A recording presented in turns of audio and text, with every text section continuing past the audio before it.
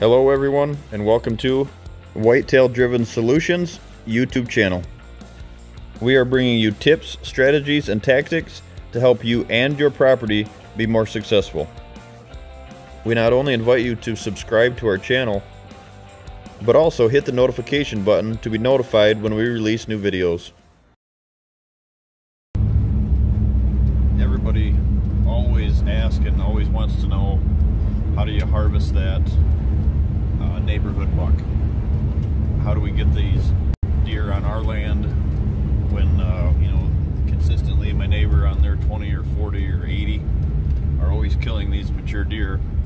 And they always ask, Josh, what am I doing wrong? They're always emailing me, calling, asking. We've done all these habitat improvements, and we've taken your advice on some stuff. They've implemented some stuff on what I recommend doing, how I recommend doing it. The hinge cuts, not a high hinge cut, a low hinge cut. Enhancing these bedding areas, making these corridors, getting these this browse to be what it should. And they always ask, hey, what am I doing wrong? What's the missing link here? The guy next to me is harvesting these bucks, and I just can't seem to draw these deer in that I'm seeing. I'm watching all summer, and there's good deer in the area, whether it's here or Illinois or anywhere across the country, and they just can't seem to put that together. And they've always asked, what am I doing wrong? And I think a lot of times the answer to that is very simple, but it's a topic that not a lot of guys or people in general, hunters, it's a topic that not a lot of people want to hear. It's an approach that you have to take. You have to look at it. You have to look at recommendations not as a sword, but as a tool. If you're asking, if you're feeling the need to reach out to someone and find the information, and maybe it's like we said, it's a different set of eyes, and you're just overlooking something. But one thing I find is I can usually end up answering that question by, how do we kill this neighborhood buck? How do we kill these neighborhood deer that are here year after year after year, and we just can't harvest them? My answer usually is, at the end of a conversation about what they've done or what you're doing or what your goals are, my answer usually is pressure. You're hunting these parcels and creating nocturnal movement, and it's all pressure related. So if you take the pressure out of the equation, everything else will fall into place. But you can have the best 20 or 40 or 80 120 acre piece. You can have the best hunting ground and any of the counties are around you, but if you have pressure, if you have the same pressure or more pressure than your neighbors have, just because you're grinding it out and trying to hunt these mature bucks, the only thing that you're not going to have, if you continue to do pressure, if you continue to apply the pressure that you're trying to force on these small parcels, the only thing that you're not going to have is success. And once you tie them, once I'm able to reach out to folks and show them what this pressure is doing, especially on these small parcels, it really makes sense. It doesn't. A lot of times it just doesn't click that you're doing it wrong, and you just don't look at that you're doing it wrong because you've done it that way for years. And a perfect example is, I was on the phone with a gentleman the other day, and there's no exaggeration here. I was on the phone with a gentleman talking about this very topic, and as I was on the phone with him, we're talking to each other about what he can do or what the future holds here, what he's going to be able to put together. And what we started looking at was, and I told him, I said, look around the area. I said, is there, are these neighbors hunting out in their fields? They got these, rifle blinds out in the center of these fields. And he said, yeah, that's why I feel strongly about what I'm doing, because I'm not one of those guys. I'm not hunting. I don't feel like I'm hunting my parcel wrong.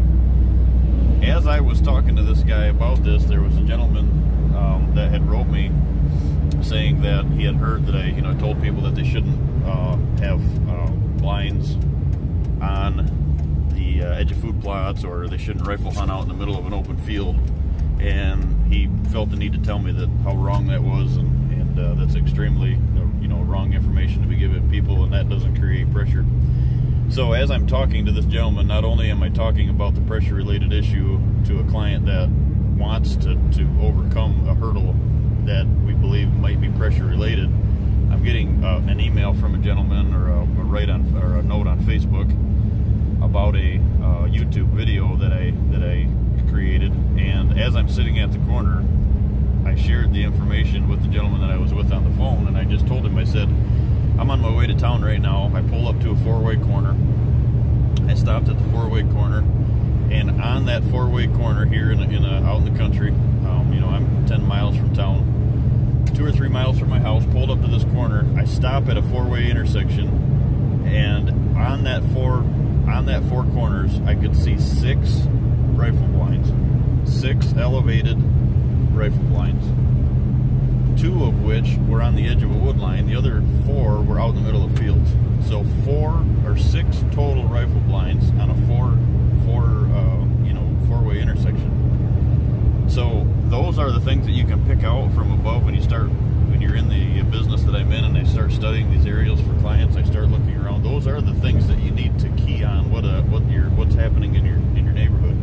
And if you're one of those parcels where there's a blind out in the field and there's no habitat around it, there's no I'm not talking about blinds that are hidden with switchgrass and screening, or in a row of pines, or at the end of a pine peninsula overlooking a corridor. I'm talking about rifle blinds that are sitting out in the center of these fields.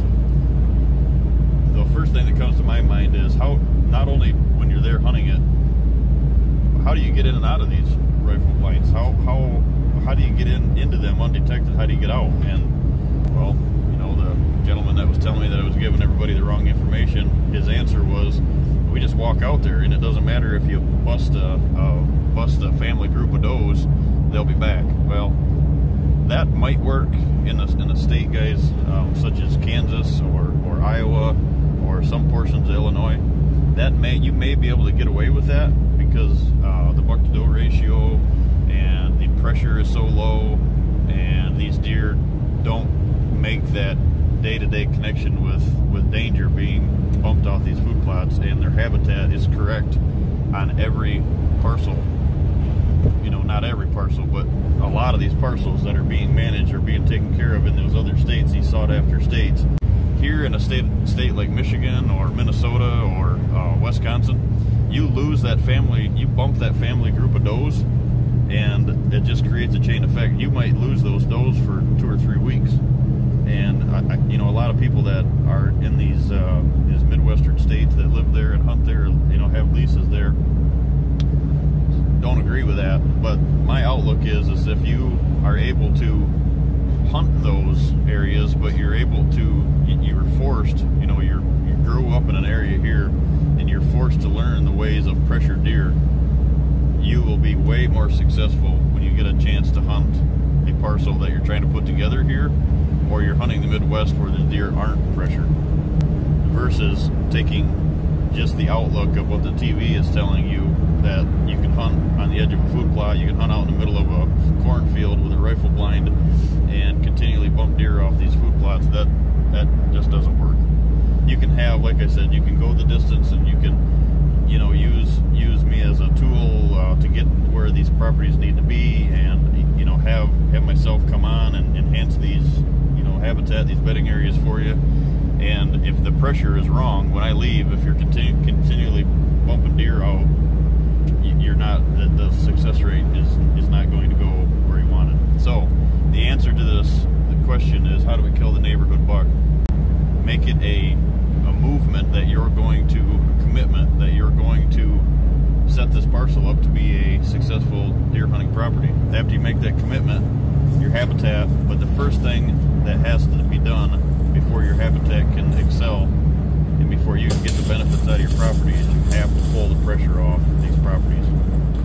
that is to me how we get to where you need to be on these properties, with, you know, getting the highest potential out of these properties that they have to offer, is, as you know, in making that area a safe zone for these deer in general, not only the mature deer but all the deer in general during the fall months where you need to excel on these properties. That is the #1 way to kill the neighborhood buck, is to be that safe haven, have that habitat correct, have that go-to parcel where he knows he's safe, and then release the pressure. Have that pressure not force nocturnal movement, and have that pressure work in your favor, the neighboring pressure work in your favor,